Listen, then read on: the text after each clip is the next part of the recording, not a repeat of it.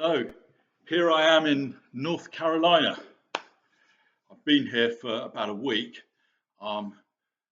helping out my brother. He's been having an op. He flew over from England for it, and his wife's in England at the moment, having to do some stuff.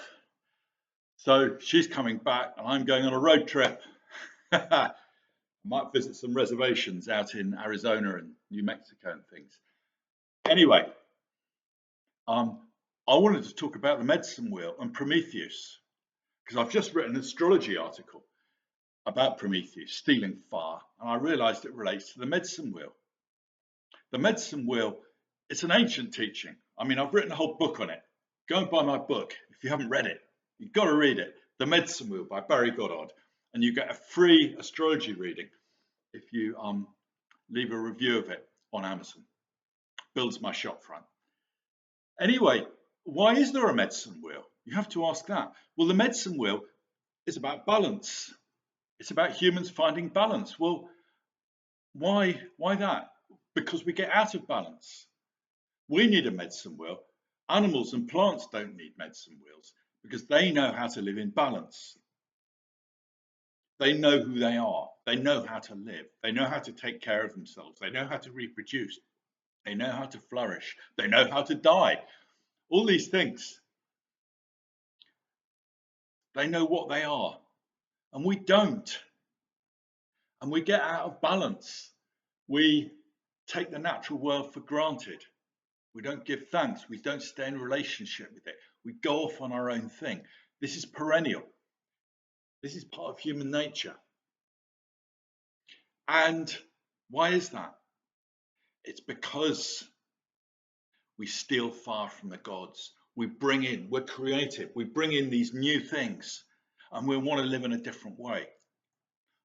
To protect ourselves from the elements, we build shelters. Yeah, and that's great. But then that becomes our world. We forget about the natural world. We become one step removed from it. And so we then need to find a new relationship with the natural world. We need to come back to it. And the medicine wheel shows us how to do that. It divides us into 4 directions in which we point: north, south, east, and west. The mind. We point towards the mind. We point towards feeling. We point towards the body. We point towards imagination and spirit. We have all these 4 directions pulsing away. And we go like that, and then like that, and then like that, and then like that. But it's not a simple matter of standing upright. Balance is a bit of a tepid word in a way for what it is we're doing. Because finding balance is a creative thing. It's this new way of being, this new aspect of ourselves that needs to find a new synergy. It's not like, oh, I've got too much of that, so I need a bit more of that. Because actually, what is balance for one person might be imbalance for another person. One person might be full of feeling. They might just function through feeling. And they don't have much in the way of mind, the opposite one. They don't function in a very rational way. So balance for them is finding a bit of rationality so that they can be objective about what they're feeling. Is what I'm feeling telling me something about the universe? Or is it just, I'm having a bad day? So they need a bit of rationality. That is balance for them, and maybe the other way around for someone else. And how do we bring that rationality into feeling? Well, it requires standing back from feeling and weighing it up. It's almost like a new faculty. So you can see there's a sort of synergy required. We need to find a new way of being to bring these into balance. So humans have always been doing this. And this is why you get the trickster stories in the Native American tradition. The trickster story is essentially about the human ego getting puffed up because we have these powers, we have these abilities, and we go, aren't I great? Yeah. Aren't I wonderful? I'm in charge. I'm the greatest. I've got this all-powerful mind. And then we come unstuck when we do that. And so you can see how integral that is to the medicine wheel. Yeah, because the trickster is the human getting out of balance. The ego gets puffed up. Aren't I great? And of course, we are so clever. And the medicine wheel has been used for thousands of years. It's got a lot of power behind it, a lot of tradition behind it. It uses the four elements of fire, earth, air, and water in much the way we do in our ancient European tradition. So there's a connection there. It's something we can use.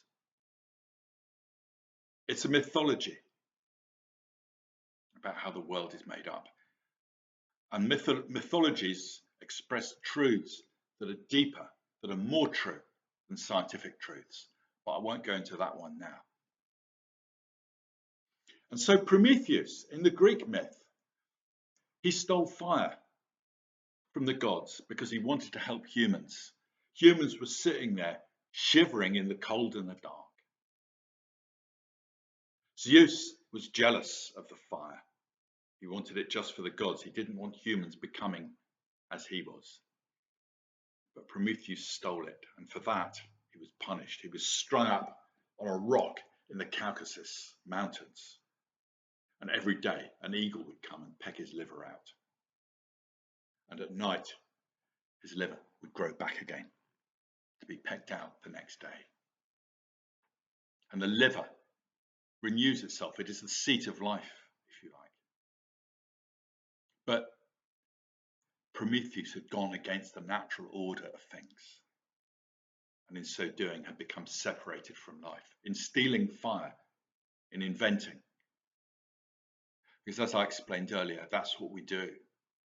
We build a house, and we go inside, and we forget about nature, and then we need to come back into balance. We need to remember that we belong to the natural world, but we remember in a new way, in a more conscious way. And we live in a Promethean age right now, particularly so. We are trying to steal the ultimate fires from the gods. We're trying to recreate the soul itself through artificial intelligence. We're trying to storm Olympus, the abode of the gods, through bringing humanity to Mars. Mars is one of the gods who lives on Mount Olympus. And so we're taking this stealing of fire much further. And there will be a price to pay. I mean, imagine living on Mars. How do you live in balance there? I mean, there is no nature to speak of in terms we understand. But of course there's nature. But people will have to live in these domes. We will do it. It's our nature. We can't help ourselves. We are compelled to keep stealing this fire from the gods. And then we become separated from nature, and we have to find a new synergy. And this is where the medicine wheel, this ancient tradition, can speak to our modern world. It can become, if you like, the religion, the path, the means of orientation, the mythology for us humans that tells us we need to keep coming back into balance. It's there precisely because we do come out of balance, because of our powers, and those powers need to be explored. And then we separate, and then we suffer. So Prometheus was strung up in the Caucasus and tortured. Eventually he was rescued. But also Zeus got his revenge on humanity. He had Hephaestus, who was a sort of maker of things, create out of clay this beautiful woman, Pandora, and he sent her down to earth. And she married Prometheus, his brother, Epimetheus, despite warnings, because she was pretty. Yeah, so he married her. A man will marry a pretty face, and Epimetheus was stupid enough to do that. And Pandora had this box with all the miseries of the world in it, and she opened it, curious as to what is inside. And miseries were upon the world. Hope didn't leave the box. Hope is still there. There is always a way of coming back. But maybe you could read that as this stealing of fire is a masculine thing. And the feminine release these miseries as a way of goading us, showing us that we're now separated from the soul that we need to come back into balance. So that is my thought on the medicine wheel and Prometheus and the age that we find ourselves in. It's an ancient teaching that we get out of balance with nature. It's just what we do. Humans have always known this. We need to remember this ancient knowledge. It's an ancient story about it. And use the medicine wheel to find that new synergy, that new balance, that new center, if you like. Because the balance is always around a center, the center of the medicine wheel. So we have to keep coming back and finding a new center. And how the hell do we do that on Mars? Yeah. It doesn't get more extreme than that. How do we remember our natural selves? This is that tendency towards imbalance could be read also in Greek myth in the figure of Chiron, a centaur who is half human, half horse. And he's wounded. He's got an incurable wound from an arrow that was dipped in poison. And he's in screaming torment, but there's nothing he can do because he's immortal. He can't just die to get rid of his pain. And that wound of Chiron, if you like, is the split between the animal and the human. If you like, between reason and instinct, between imagination and where it can take us, and our natural, simple, balanced selves.